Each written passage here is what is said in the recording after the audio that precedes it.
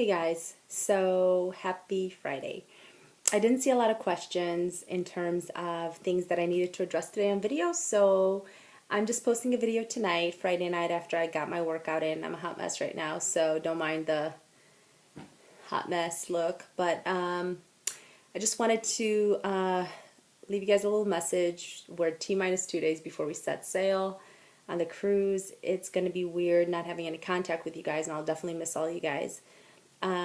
But I just wanted to kind of do a general video for you guys and share a couple of things. One, I have a couple of tips for you guys, and that is, as people come to you and ask you about coaching, I know your excitement, I know your complete passion for what you're doing. You guys are so amazing and doing so well. And I just want you to think about the fact that not everybody knows what coaching entails. And when somebody asks you about coaching, first try to understand their need. So if they're like, well, tell me more about coaching. And I would kind of maybe always start out with questions to them, like, what specifically do you want to know about coaching? Kind of like when someone says, well, tell me more about your challenge, or tell me more about what I could do to get in shape. You always ask them questions. Well, what specifically are your goals? The same applies with coaching. I guess that's one tip I would have for you is slow down and ask questions versus being quick to respond with answers. Because I know for myself, when I first started out, I was so excited and passionate, and I would always vomit information all over people. Here's what I do. Here's what you could do. Here's the discount. Here's the awesomeness. You like need to join my team. You need to do this because how could you not? Because this is awesome for me, and how could it not be awesome for you? Kind of thing. And I mean, not that I said all that, but pretty much it was ridiculous amounts of information. And I didn't know at the time that that might be a little overwhelming for someone who doesn't understand what coaching is. It may seem like a little bit over the top. So I really reeled in my approach and my response with the guidance of people who had been in this a little longer than I had. So I stopped word vomiting all over people. So that would be my tip. As people start asking about coaching, just specifically ask them, hey, what interested you about coaching? Tell me more about, your goals, fitness-wise or just in general. What specifically interests you about coaching? And if you pose it back with a question to them, they might be like, well, I really like the fact that you got fit with coaching, or I really like the fact that you could earn extra money. And then you kind of know that's a jumping point of, how you can respond to them a little bit better. And then you always want to go back to them and be like, well, I'd love to tell you more. Would you like me to kind of share a little bit about the benefits of coaching and how I got into it? And again, you're going back to them with a question, and it's putting the ball in their court to say, yeah, I would love for you to tell me more. As opposed to just providing them a bunch of information, at the very first question they ask. So it's kind of like a little dance, if you will. And I think that'll really play out well because it's going to show that you're taking your time and you're kind of respecting their boundaries. And when they say, yeah, I'd love to know more, then you go ahead and go for it.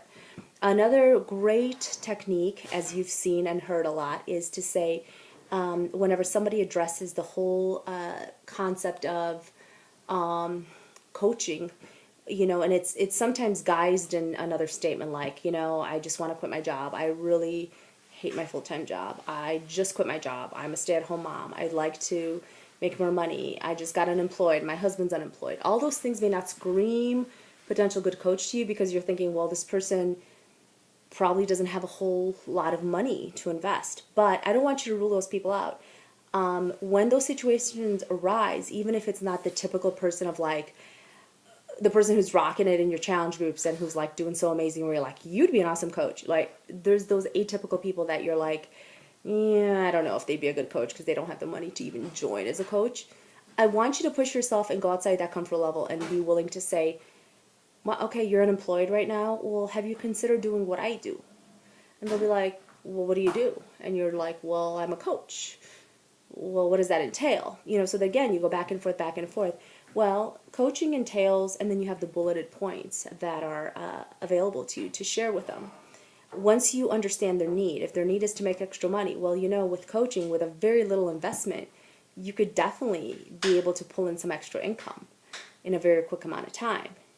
You guys are doing it, so you got to believe that you could convey that message to someone else, that they could do it. I mean, they could easily pull in a couple $100s a month, simply by getting the message out to someone of Shakeology and challenge packs, and you would help them with that. So it's kind of like when you're conveying that message to a potential person who you want to consider coaching, you got to be willing to put that skin in the game and be willing to help them. Because if they don't know how to start, just like you didn't know how to start, you might be needing to help them start, to add those people to their network so they can be able to earn that extra money. So be confident in it. Ask them, have you considered coaching, even when they seem like an unlikely candidate who could afford it, because you might be ruling out somebody who'd be an awesome coach. So that's my best advice to you with that. And you lead with, well, have you considered doing what I do? And naturally, 9 times out of 10, if not 10 times out of 10, they'll say, what do you mean by that? Well, no, I haven't considered it. And then you're like, well, can I tell you more? And they'll be like, sure. Okay, awesome. And then you go back and tell them. And what I suggest with that is when you go back and tell them, sometimes we try to find everybody else's story but our own. Share with them your story. Maybe your story may not seem so significant at the time. Maybe it doesn't seem like, wow, you're banking, you're making 6 figures, but tell your story regardless. Maybe you've been pulling in $200 extra a month, and $200 is like groceries or extra bills. Or maybe you've been able to cover your Shakeology that you love so much. Share your story. Make it real, make it relatable. And don't be afraid of your story and saying, well, here's how I've benefited by being in the business in a short amount of time.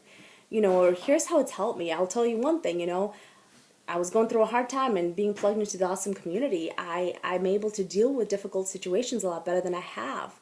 So I guess what I'm saying right here, right now, is oftentimes we overlook what we ourselves have to offer as coaches. We forget that the value that we can offer the coaches goes far, challengers and people we come in contact with and potential coaches goes far beyond just the cost of a challenge pack, of an awesome challenge group, and of other resources.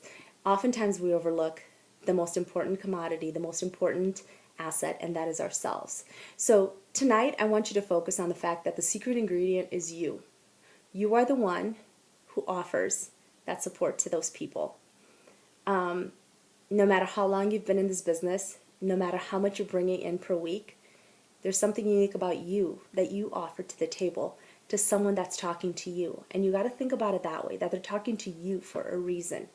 So I want you to believe in yourself, and I want you to convey that message of how you can help them, not as an expert, but as a person who wants to make a difference. Maybe it's just listening to them. Maybe it's just affirming that they're not alone. Maybe it's just reassuring them that you have been there and that you understand that it's expensive, but this is how it's made a difference in my life. And sometimes that's all that somebody needs to hear, is that they're not alone. So I want you to remember tonight, if nothing else stands out, I want you to remember that the secret ingredient is you. Lead with your heart. Lead with you and your passion.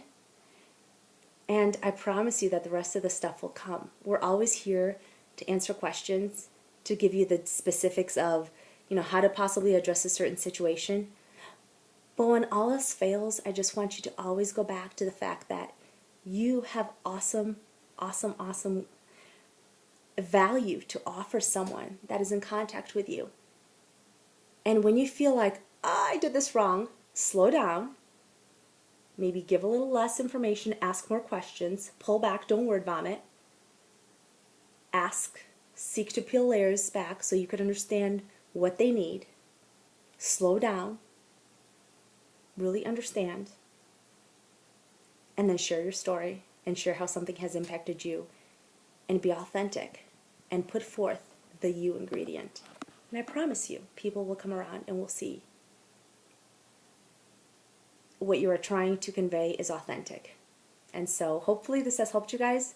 Have a great night. I'm sure I will talk to you guys before I leave on Sunday, but I hope this really hits home, because there's nothing like the you ingredients. So keep that in mind.